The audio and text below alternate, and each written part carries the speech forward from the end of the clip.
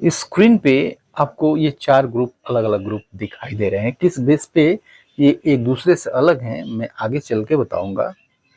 लेकिन इन सब में एक चीज़ कॉमन है और वो है हिंदी में दिया गया ये वर्ब फॉर्म।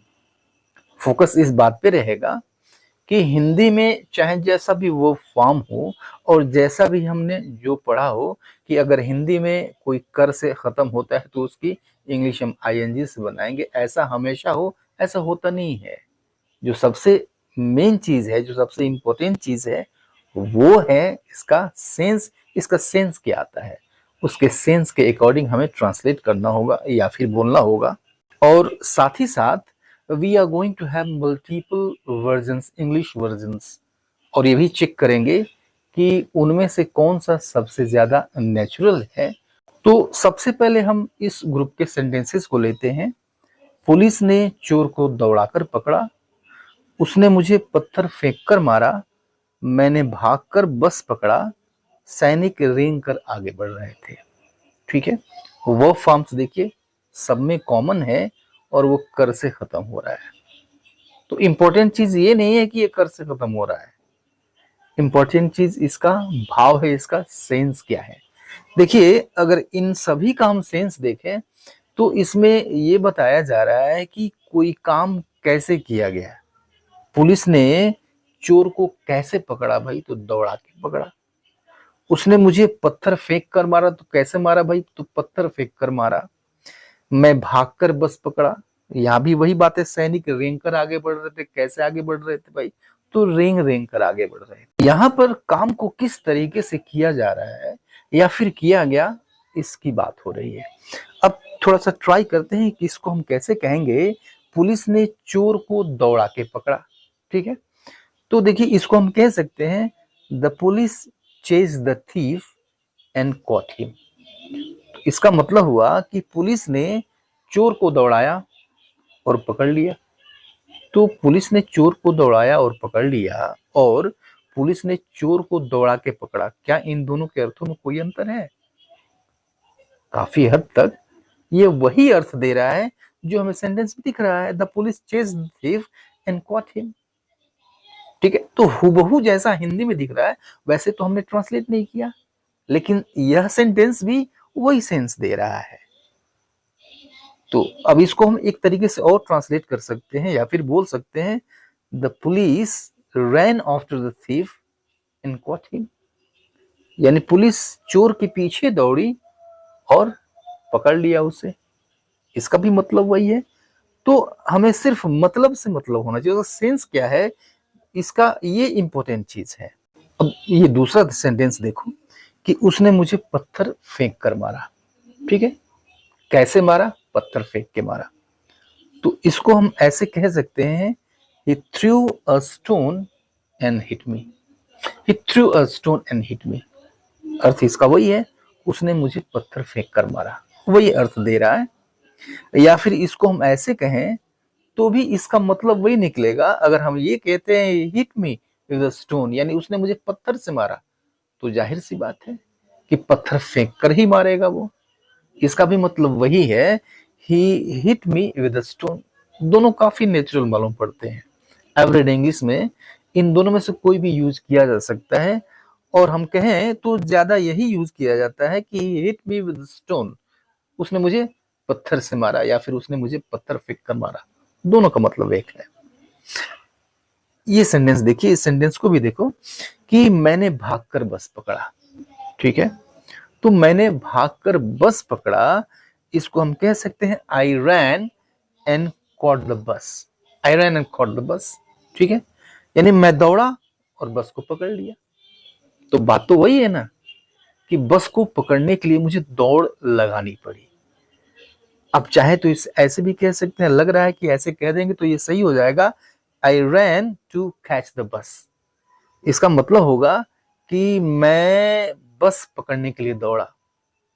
अगर हम सिर्फ इतना कहते हैं तो बस पकड़ पाया या नहीं पकड़ पाया ये क्लियर नहीं होता है, लेकिन हम ये कहते हैं कि आई ran and caught the bus, मैं दौड़ा हो बस को पकड़ लिया। ये भी वही सेंस दे रहा है, मैंने भागकर बस पकड़ा। यहाँ पता चल रहा है कि भागा तो सही, बस भी पकड़ी गई। लेकिन अगर टू कैच लिखते हैं तो दौड़ा तो सही, ये तो बताएगा, लेकिन बस पकड़ा कि नहीं पकड़ा ये नहीं बताएगा, तो ये तो गलत हो जाएगा।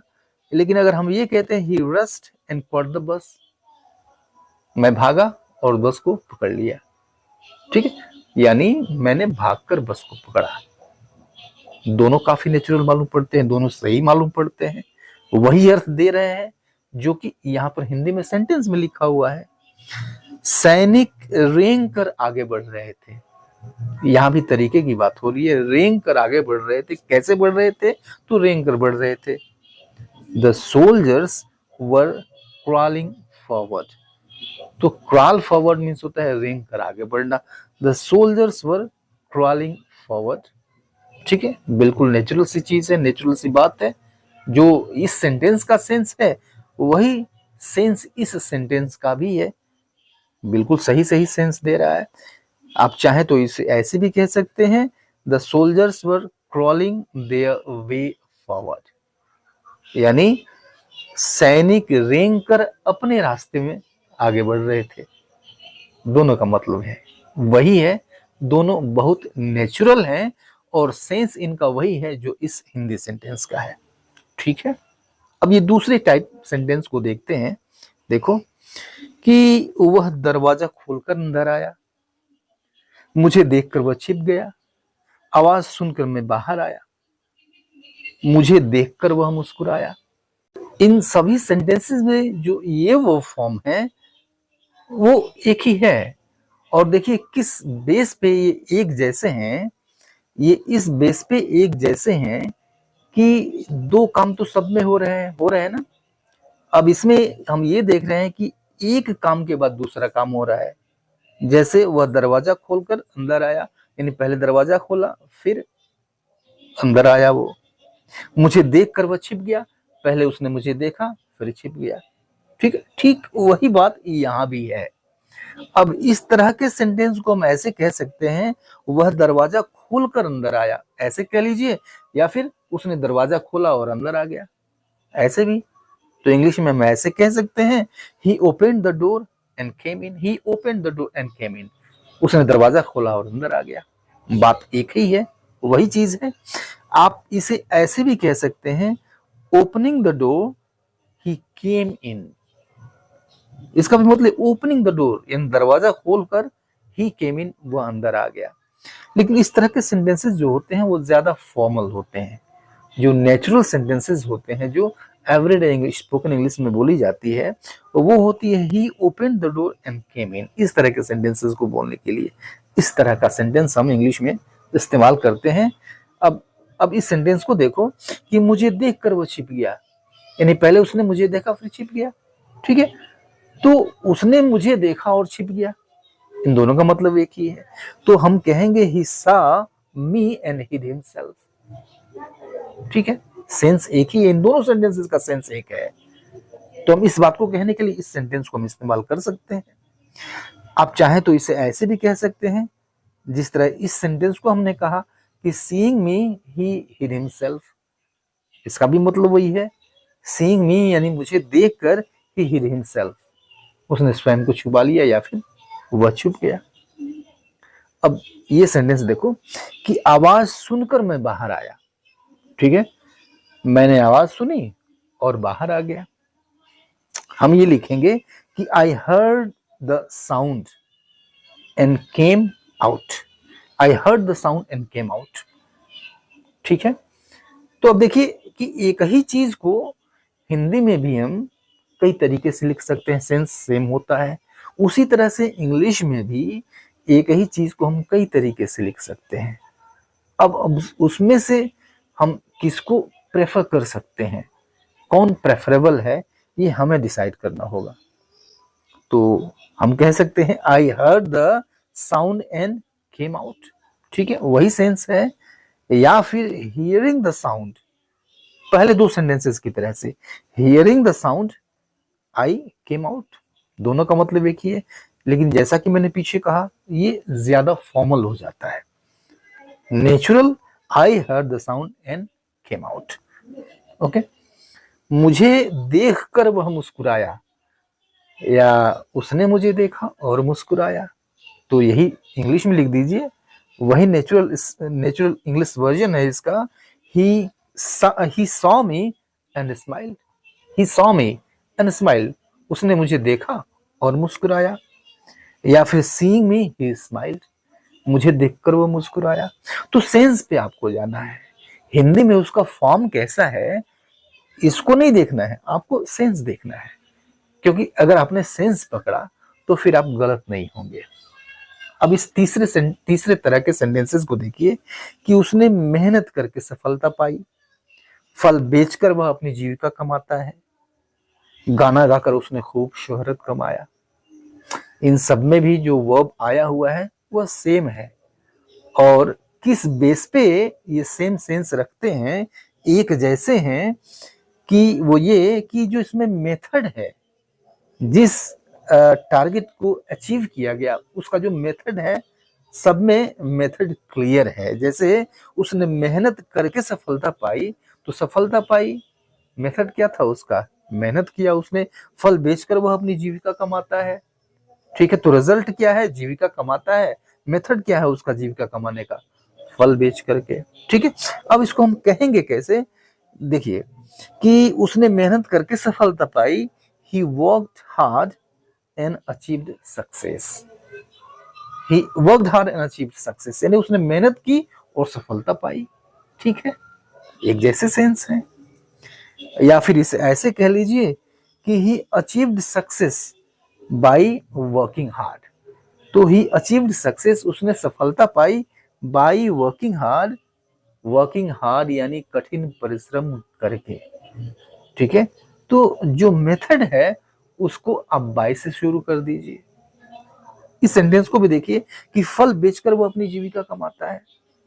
आप कह सकते हैं कि sells fruit, he sells fruits and earns his livelihood, यानी वह फल बेचता है और अपनी जीविका कमाता है।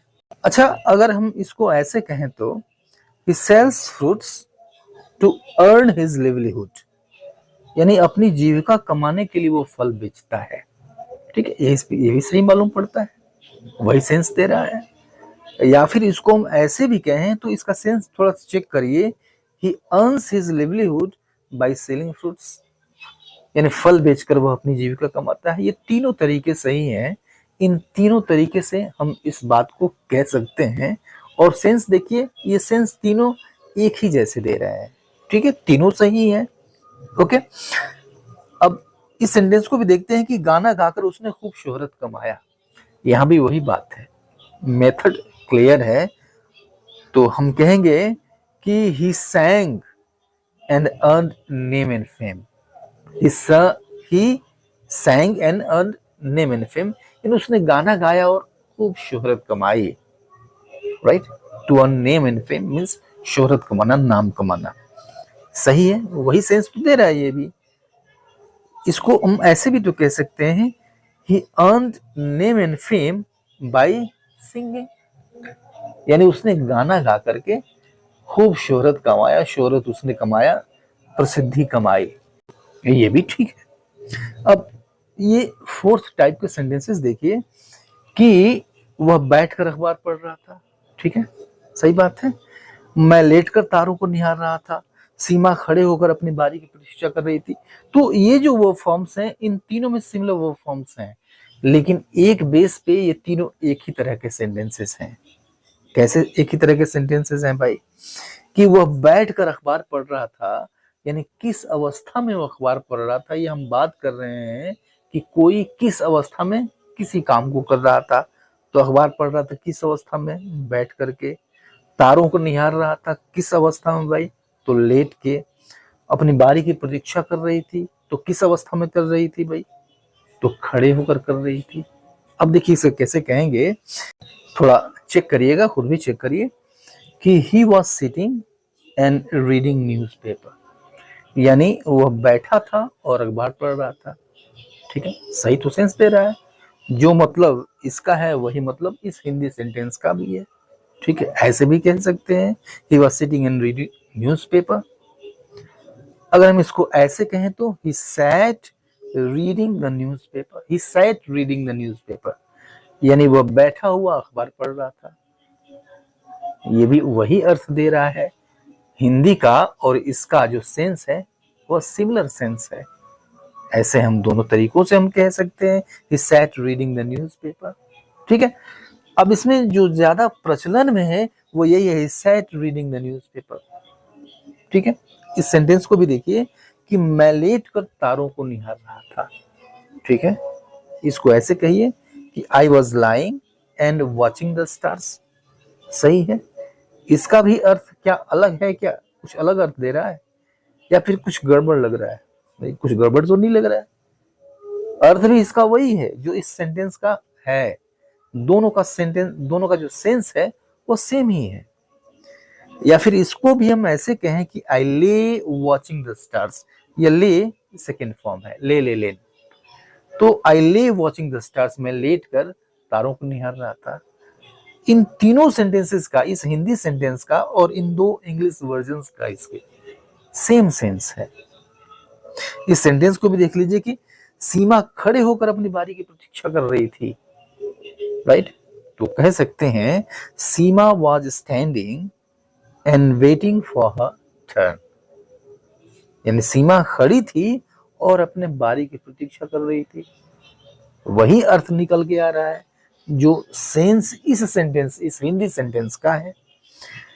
अच्छा, अगर हम इसको ऐसे कहें कि Seema is standing waiting for her turn, ये भी सही सेंटेंस है और इसका भी अर्थ वही है जो इस हिंदी सेंटेंस का है। दोनों का सेंस सेम है। तो अगर हम ऐसे लिखें तो क्या ये गलत हो जाएगा या फिर गलत हो जाएगा? Seema stood waiting for her turn, Seema खड़ी अपनी बारी की प्रतीक्षा कर रही थी। इसका भी मतलब वही है। तो अब कहने का अर्थ ये है कि जो इम्पोर्टेंट चीज है यह वर्ड्स के फॉर्म्स नहीं है, शब्द किस फॉर्म में आया है ये इम्पोर्टेंट नहीं है, उसका सेंस इम्पोर्टेंट है। तरीके अलग अलग हो सकते हैं, सेंस पे हमको जाना होगा। तो आज के लिए इतना ही, मिलते हैं नेक्स्ट वीडियो में, तब तक के लिए good bye and take care.